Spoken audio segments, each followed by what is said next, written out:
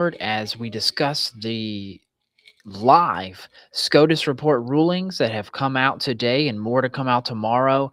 And then we'll discuss how the Trump administration is reacting to this, and then also the ever increasing deal and negotiations with Iran that is supposed to be in a ceasefire, but over the weekend you saw some attacks from both sides. What does this mean? How do we move forward? And what the problem is for the Trump administration as we gear closer towards the midterms. We'll discuss all this and more on today's Pipeline Report.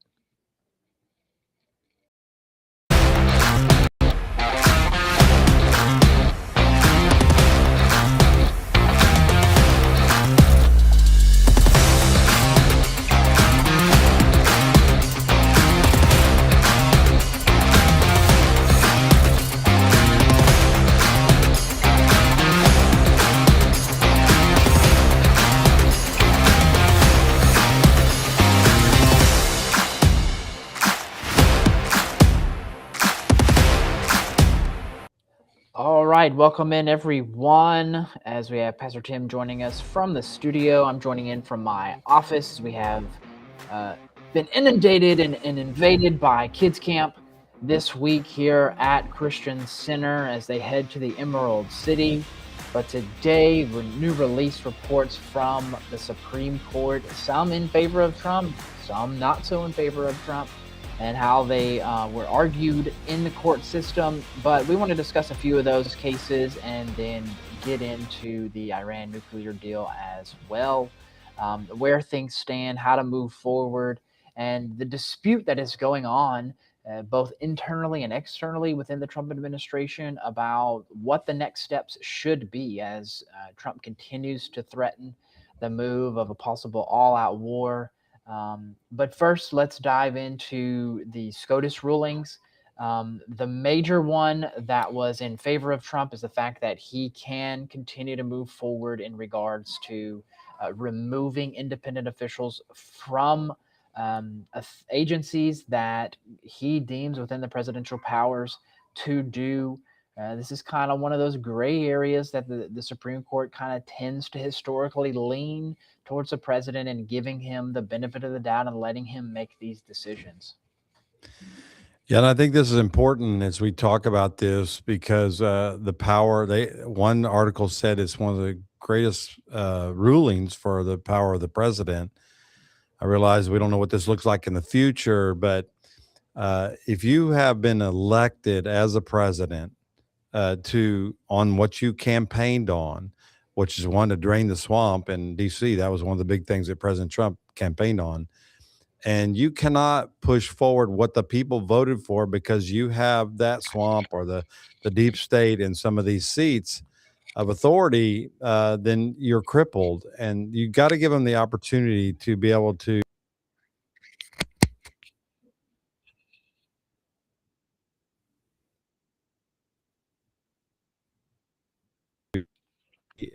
one was which is policy has to do with economics in America, the border, other issues like that. Now they have some of these changes in the offices. He's got to have that authority because if not, these people stay entrenched in these positions and their policies that they want are driven from those seats of authority. Another one is that's coming up is a DNI position because the person that's sitting there is known to be anti-Trump, anti-Republican issues, and so we have to have that opportunity to remove such a.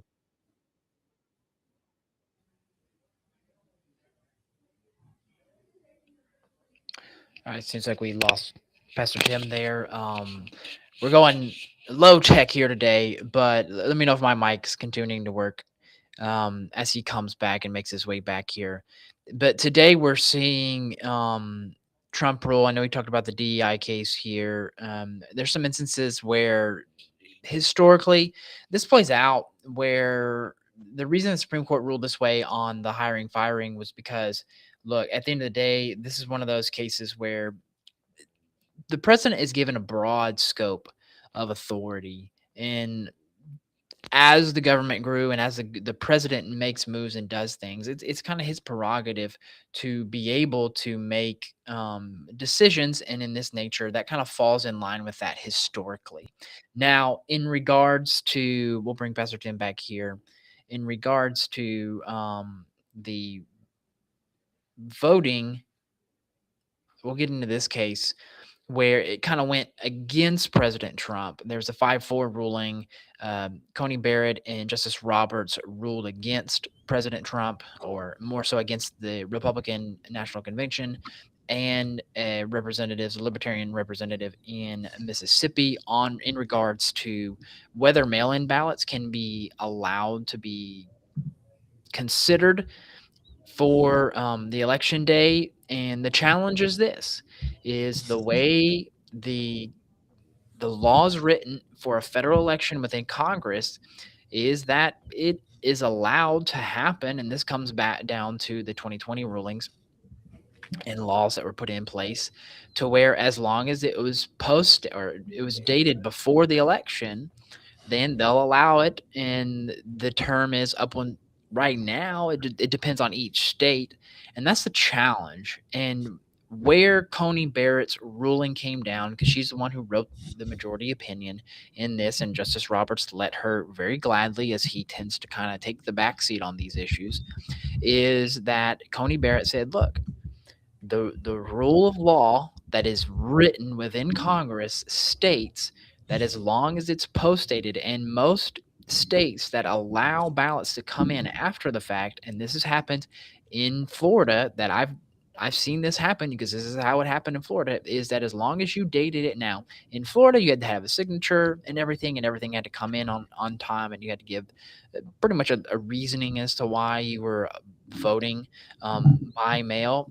Then the ballot comes in and then they count it. The challenge is and we were talking about this before, is that universal mail-in balloting is really the case and the determiner that needs to be challenged.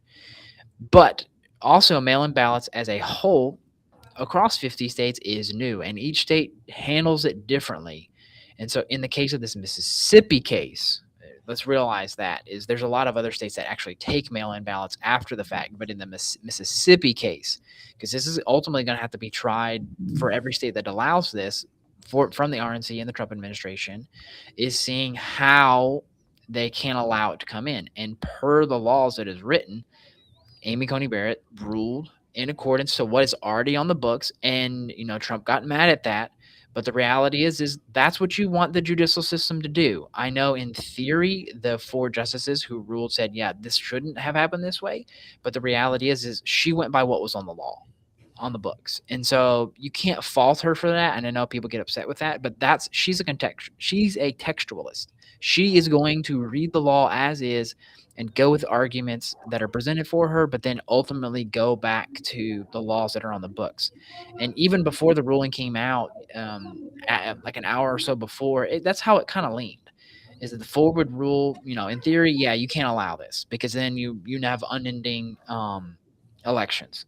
Election day goes on for a week. But the reality is, and this is the challenge, in the congressional law that it is written, there is no language written about the date of recipient that is received from a mail-in ballot. All it talks about is post-dated. So this is going to be the challenge. If Congress wants to do something, it's now up to them. And this is why the SAVE Act becomes even more crucial moving forward. Yeah, I think that's the point. I think we have more problems with ballot harvesting than we do mail-in ballots, because you look at America, we are a large swath of land. It's not always easy for people that are homeward bound, et cetera. So there's always a need for mail-in balloting because of that issue, sick people, nursing homes, et cetera. But there is corruption there, obviously, but we're the only country in the world that does it this way. But I think it has a lot to do with that. Foreign workers, et cetera. Russia and China would be the biggest land swaths, but they don't have elections, so, or legal ones anyway. So that doesn't work for them. It doesn't matter for them. For us, there is a place for it, But the harvesting of ballots is the bigger issue. And I wish there was more legislation about that. Another option, and President Trump has cast this idea out there, is to have a set of rules for federal elections versus state and local elections, which would mean that you'd not allow state and local issues to be on the ballot under a federal election. Now that becomes a cost issue because elections are very expensive to run. But to me, I would love to see legislation come where you have federal elections only, where the only people on the ballot are senators, congressmen, president, et cetera, and just have elections for that. Then you could have a whole thing about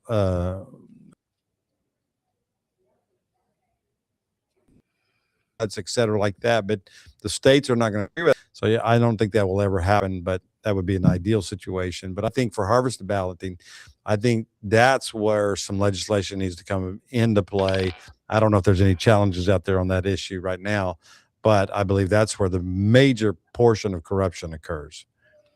Yeah, and we also saw last week where President Trump was given the ability to have the authority to send people home who have overstayed their visas and things like that. So there's a lot of wins. Now, tomorrow, there is the anticipation, because it hasn't come out yet, unless it comes out this afternoon, that the Supreme Court will rule on the transgender ruling on sports, allowing male athletes into female sports, and then potentially a hearing or ruling coming down on the birthright citizenship case that President Trump and the Trump administration is arguing.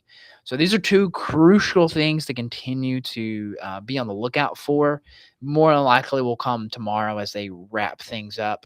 And so there's a lot that's coming out here, and with the leading into the midterms, the primaries and things that we have coming up tomorrow as well. We have Colorado, where they're having Republican and Democrat primaries here.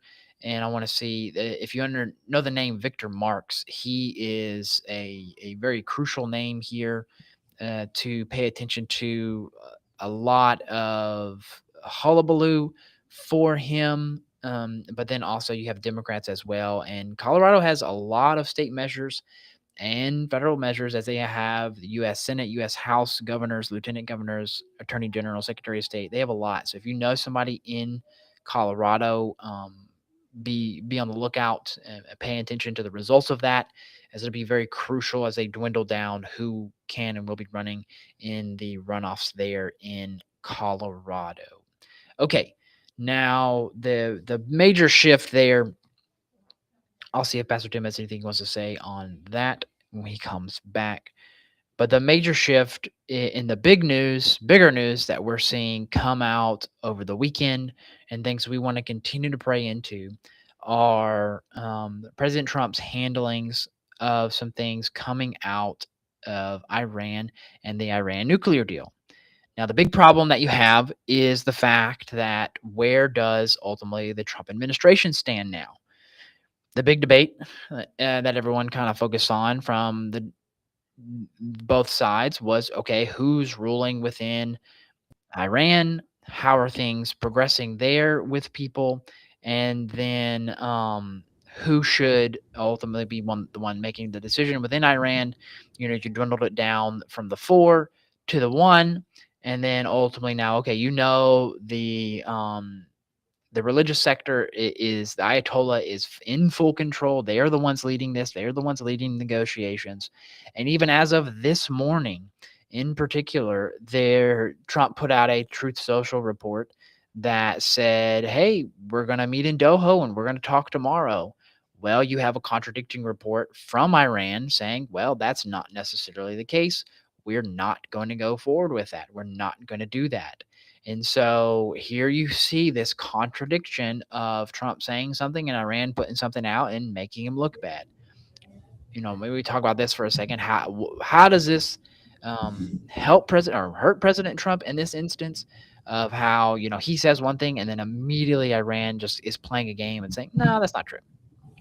And I think the world is getting used to this game. and I think less attention to it. You can watch the mainstream media who are covering less and less about the Iran issue, which is a key sign. And one thing we've learned about media, sometimes a story may have a 2 day lifespan to it. And I think in favor of President Trump. I think this can become a side issue rather than a main issue. I think the midterms and all the immigration battles that we got going on in America, these Supreme Court rulings, I think they're going to become the main stories right now.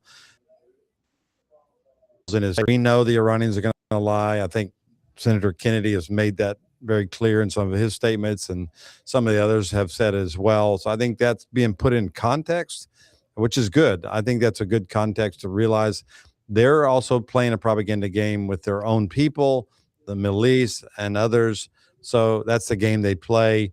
President Trump is doing very well on this one. If you ask me, the administration is, where when they act out, they strike them like they did when they hit some of the ships in the Strait this week, and then he just pops them and brings them back into alignment. One understand we got to understand the Islamic mindset. The only thing it understands is power, and President Trump has to keep displaying it, and that's what he's doing, or allowing at least his military to do that. I think that's in a good check right now. I think we're going to be okay there. Yeah, and internally within the Trump administration, the question becomes is where does the Trump administration stand? Obviously, you see where Trump stands. He's saying, "Look, we want to negotiate, but we're gonna come after you." And he said some pretty bombastic things that some would consider um, over the line. And then you have where Vice President JD Vance stands of, understanding, okay, he kind of wants to make this deal work. He's praising Pakistan, he's praising Qatar, he's praising the Iranians, those who are involved in this. And then, you have the coalition who's like, look, this nation is a nation that you have to um, violent for violence. In the Rubio camp, and understanding the true nature of the Middle East. And there's reports coming out now that Raising Cane has now kind of sided on that side, on the side of JD Vance, where it's like, hey, let's try to negotiate this. Let's not go to war. He could be doing that because it's a military position of, hey, let's go for peace before going to strike, because he knows and fully understands where that means. And the challenge will be is are they together? Are they apart? You also have Jared Kushner and Steve Witkoff involved in this. And obviously, if you understand the dynamic between Kushner and the family with Trump, that kind of trumps everything, pun intended. And so here we see all these dynamics laid out. Where can we look at this? How do we navigate this as many narratives are coming out from the discussions being had in behind closed doors? And we also have, the oil prices are coming down. I think this is good for the economy. Let's shift a little bit about how that's affecting the midterms. The economy is starting to begin to. Yep, and this has played right into these negotiations with Iran, in the fact that, last week Trump, he signed the deal, he opened things up, and ships have started to flow in regards to getting oil out there. There's a dispute from over the weekend that Iran is saying, okay, all these nations and any of these ships that come through, they have to go through Iranian waters rather than go around the long way, in order to avoid the tolling from Iran. And the challenge is do they have the authority within maritime law, within maritime waters, to be able to enforce the rules and laws that they want? On paper, currently, legally, they do not. The challenge will be is who's going to actually enforce them, who's going to allow them to be able to stay into actually holding that authority. And so, right before after you dropped off, bringing in the fact that, okay, Trump signed this deal, and then Iran's trying to enforce these tolls on people, with basically breaking international maritime law. Yeah, here's a little update we can play here.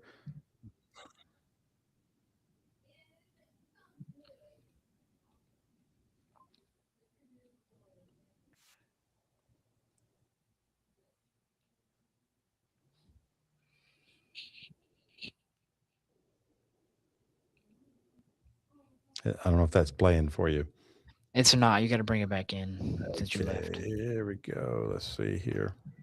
So the challenge is who's going to control the Strait of Hormuz. Trump obviously wants Iran out of it.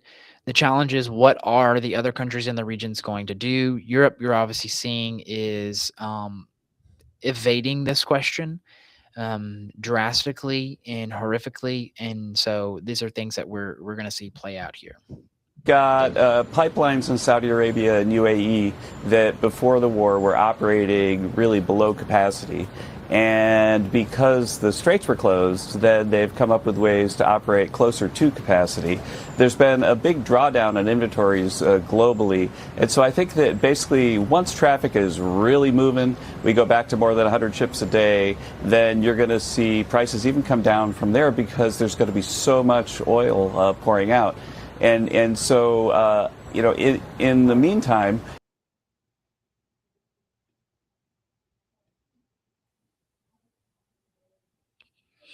Okay, so these are in line with a lot of the reports that we've seen. said that we're going to have some more talk to happen between now and the 60-day memorandum of understanding discussion, is that they'll be testing the resolve of the president now and then. And nobody should ever try to test the resolve of Donald Trump. And there was a little bit of a test this week. And of course, he delivered, a pushback that has the back of the table. And the bottom line, the macro picture is that the straits are going to be open. Iran's not going to have a nuclear weapon. And the global oil market is going to be safer. And there's going to be more oil than you've ever seen before. And risk premia in the Middle East will go down because of the peace that President Trump has negotiated. So there you go. I think you're going to see. I think you're going to see prices really drop when all this happens and all this movement. So that part's good. I think the strategy is going to play out ultimately. You got China's a big player in all this as well. So I think always remember the Iran issue, along with the Venezuela issue, has to tie to China. Don't ever forget that. China was trying to increase its inflation.